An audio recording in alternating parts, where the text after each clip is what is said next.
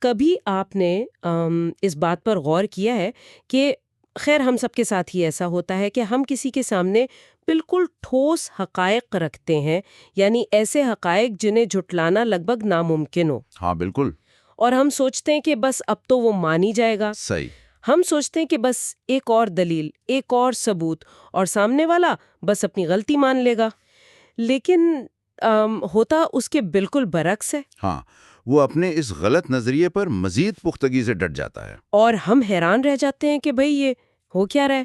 تو آج کے اس ڈیپ ڈائیو میں ہم اسی دلچسپ اور کسی حد تک الجھا دینے والے رویے کی نفسیات کو کھنگال رہے ہیں۔ جی، اور اس موضوع کو جس کی ہم آج تہیں کھولنے جا رہے ہیں، اسے اندرونی تبدیلی کی منطق یا لاجک آف انر ٹرانسفارمیشن کہا جاتا ہے. بالکل، اور اس ڈیپ ڈائیو کا جو ہمارا مقصد ہے، یا آپ کہہ لیں جو ہمارا مشن ہے آج کا، وہ یہ سمجھنا ہے کہ انسانوں کے خیالات واقعی کیسے بدلتے ہیں، اور کیوں ہمارے روایتی طریقے یعنی بس بحث جیتنا یا حقائق کے انبار لگا دینا، یہ اکثر بری طرح ناکام کیوں ہو جاتے ہیں۔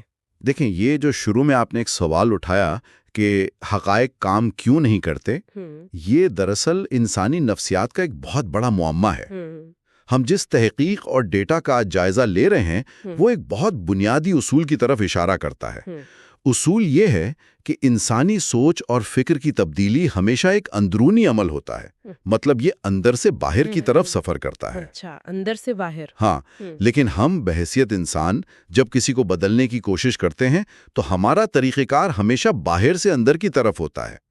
ہم طاقت، غصے، دباؤ یا پھر زبانی طنز کے ذریعے سامنے والے کے ذہن پر حملہ ہوتے ہیں. اور یہیں سے سارا بگاڑ شروع ہوتا ہے۔ مطلب چلیں اس بات کی تہیں کھولتے ہیں۔ مجھے تو یہ بالکل ایک بند دروازے کی طرح لگتا ہے۔ کس طرح؟ یعنی جب ہمیں کسی کے ذہن کا دروازہ بند ملتا ہے تو کیا ہم اسے طاقت سے توڑنے کی کوشش کرتے ہیں یا صحیح چابی تلاش کرتے ہیں؟ ارے واہ، یہ بہت زبردست تشبیہ ہے، کیونکہ جب ہم اس دروازے کو طاقت سے توڑنے والے رویے کا یعنی جبر کے استعمال کا گہرائی سے جائزہ لیتے ہیں تو ایک بڑی دلچسپ چیز سامنے آتی ہے۔ وہ کیا؟ دیکھیں، طاقت کے ذریعے آپ کسی انسان سے کوئی مخصوص عمل تو کروا سکتے ہیں، مطلب آپ اسے خاموش کروا سکتے ہیں یا اپنی بات پر ہاں کہلوا سکتے ہیں، لیکن دل سے نہیں منوا سکتے۔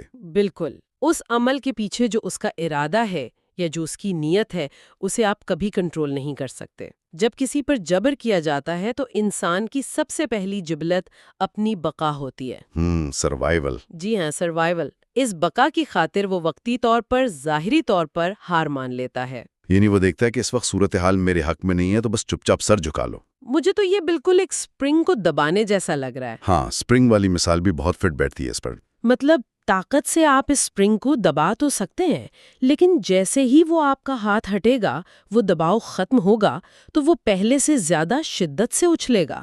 100% صحیح کہا آپ نے۔ وہ انسان ذہنی طور پر اپنے پرانے عقیدے سے مزید شدت کے ساتھ جڑ جاتا ہے۔ وہ اندر ہی اندر یہ جواز تراشتا ہے کہ چونکہ مجھ پر طاقت کا استعمال ہوا ہے تو اس کا مطلب ہے کہ حق پر میں ہی تھا۔ ارے ہاں، یہ تو ہم سوچتے ہی نہیں۔ وہ سوچتا ہے کہ سامنے والے کے پاس دلیل نہیں تھی، اس لیے اس نے جبر کا سہارا لیا۔ تو اس طرح جبر سے صرف منافقت جنم لیتی ہے، حقیقی تبدیلی نہیں۔ حقیقی تبدیلی کے لیے تو پھر رضامندی شرط ہوئی نا۔ لیکن خیر، یہ تو ہو گئی جسمانی طاقت یا کھلے جبر کی بات۔ ہم اپنی روزمرہ کی زندگی میں ہر وقت تو جسمانی طاقت استعمال نہیں کر رہے ہیں۔ ہاں، روزمرہ میں تو ہم زبانی حملے کرتے ہیں۔ بالکل، طنز، تحقیر، سخت الفاظ۔ تو اگر فزیکل طاقت کام نہیں کرتی تو کیا یہ زبانی حملے، مطلب کسی کو بحث میں لاجواب کر دینا، کیا اس سے ذہن بدلا جا سکتا ہے؟ یہاں جو بات سب سے زیادہ حیران کن ہے وہ یہ ہے کہ دراصل یہاں آ کر انسانی دماغ کا ارتقائی عمل بڑا حیران کن کردار ادا کرتا ہے۔ اچھا، وہ کیسے؟ جب کسی کے نظریات پر طنز یا تحقیر کے ذریعے حملہ کیا جاتا ہے تو تحقیق بتاتی ہے کہ ہمارا دماغ اسے کسی دلیل یا نئی معلومات کے طور پر پروسیس ہی نہیں کرتا۔ تو پھر کیا سمجھتا ہے دماغ اسے؟ دماغ اسے لفظی طور پر ایک خطرہ یا تھریٹ کے طور پر محسوس کرتا ہے۔ رکے، واقعی؟ تو اس سب کا مطلب کیا ہے؟ کیا اس کا مطلب یہ ہے کہ دماغ واقعی ایک طنزیہ جملے اور کسی جسمانی خطرے میں فرق نہیں کر پاتا؟ سننے میں بظاہر عجیب لگتا ہے، لیکن نیورو سائنس کے نقطہ نظر سے بالکل ایسا ہی ہے۔ ہمارے دماغ کا وہ حصہ جو جذبات اور خطرے کو محسوس کرتا ہے، جسے ایمگڈالا کہتے ہیں۔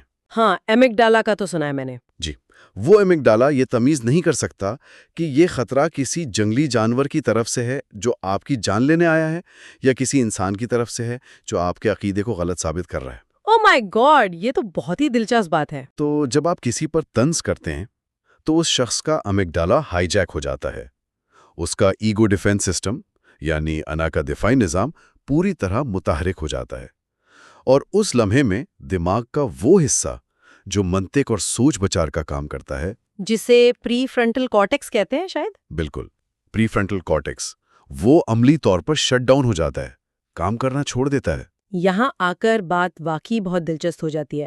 مطلب یہ بالکل ایک کمپیوٹر کے اینٹی وائرس یا فائر وال کی طرح ہے۔ ہاں، بہت عمدہ تشبیہ ہے۔ مطلب جب فائر وال کو لگتا ہے کہ کوئی وائرس آ رہا ہے تو وہ پورے سسٹم کو لاک ڈاؤن کر دیتی ہے۔ اس کے بعد آپ جتنی مرضی مفید لاجک ڈالتے رہیں وہ ڈیٹا اندر جائے گا ہی نہیں۔ بالکل صحیح کہا آپ نے۔ اس لمحے میں وہ شخص یہ سوچنا ہی چھوڑ دیتا ہے کہ آپ کے نظریات سچے ہیں یا اس کے اپنے۔ وہ بس اپنی انا کو بچانے کے لیے لڑ رہا ہوتا ہے۔ لیکن اگر ہم اسے وسیع تر تناظر میں دیکھیں، میرا مطلب ہے ہم روزمرہ کے ابلاغ یا کمیونیکیشن کی بات کریں، مکالمے کا اصل مقصد تو ابلاغی ہے، لاجیکل پیغام بھیجنے کی کوشش کر رہا ہے، لیکن ساتھ ہی ساتھ وہ خود ہی جان بوجھ کر اس سگنل میں ایک جیمر بھی آن کر دیتا ہے۔ ہاں، سمجھ گیا۔ جو طنز ہم گفتگو میں شامل کرتے ہیں وہ وہی جیمر ہے۔ ہم لاجک بھیج رہے ہوتے ہیں لیکن ہمارے لہجے کی کاٹ سامنے والے کے ریسیور کو جیم کر دیتی ہے۔ ہم خود ہی اپنی بات کا گلا گھونٹ رہے ہوتے ہیں۔ بالکل، اور یہی وہ المیہ ہے جو آج کل ہم ہر جگہ دیکھتے ہیں۔ مطلب سوشل میڈیا کی بحثیں دیکھ لیں، وہاں ابلاغ تو ہو ہی نہیں رہا، صرف ایک پرفارمیٹیو ڈومیننس چل رہی ہے۔ ہاں، ہر کوئی بس دوسروں کے سامنے ایک دوسرے کو نیچا دکھانے میں لگا ہے۔ اور جہاں احترام ختم ہو جائے وہاں الفاظ اپنا اثر کھو دیتے ہیں اور صرف ایک بے معنی شور باقی رہ جاتا ہے۔ صرف شور، بالکل۔ اچھا، ایک سوال یہاں ذہن میں آتا ہے۔ چونکہ طنز اور تحقیر سننے والے کے کان تو بند کر دیتے ہیں، تو پھر انسان کو ایسا کیا چاہیے جو اس کے ذہن کو نئے خیالات کے لیے کھول سکے؟ اور یہ عقائد اتنی گہرائی میں جڑے کیوں ہوتے ہیں؟ یہ ایک اہم سوال کو جنم دیتا ہے۔ اس کا جواب سمجھنے کے لیے ہمیں رائے اور شناخت کے درمیان فرق کو سمجھنا ہوگا۔ اوکے، اوپینین اور آئیڈینٹی؟ جی، ایک رائے یہ ہوتی ہے کہ مجھے فلاں گاڑی پسند ہے اور فلاں نہیں۔ اگر کوئی ثابت کر دے کہ میری پسندیدہ گاڑی میں نقص ہے تو میں مان لوں گا۔ ہاں، اس میں آنا کا کیا مسئلہ؟ لیکن عقائد محض آرا نہیں ہوتے۔ انسان کے جذبات اور اس کے عقائد اس کی شناخت کا حصہ بن جاتے ہیں۔